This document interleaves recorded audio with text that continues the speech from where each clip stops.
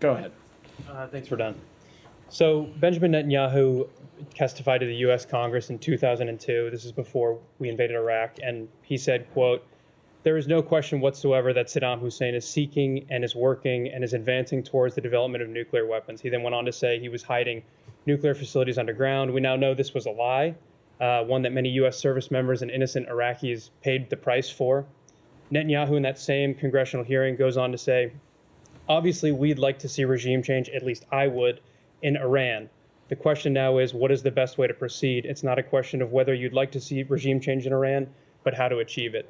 So my two questions for you are, one, how can we trust somebody who goaded our country into war in Iraq based on falsehoods? And two, given this weekend's events, why are we confident he won't do the same thing with Iran, given he's been calling for us to enact regime change in that country for 20 years?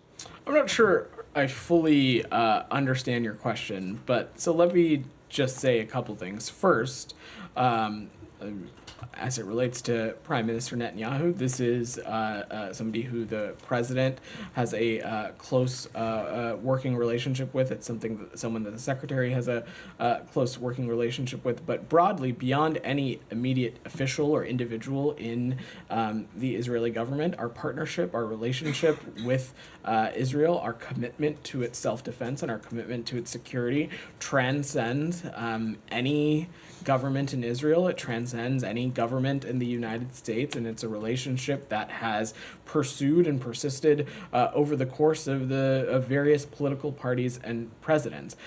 Number two, as it relates to the Iranian regime, let me just be clear and unequivocal about this. We condemn in the strongest terms its reckless and irresponsible attacks from over the course of this past weekend. Okay, but one individual, Netanyahu, is the head of the entire Israeli government, and when you might condemn those, but there's a difference between condemning those actions and the U.S. getting roped into a war with Iran. The United States is not interested in entering an all-out conflict with Iran. We've been incredibly clear about that. Even if they strike Israel?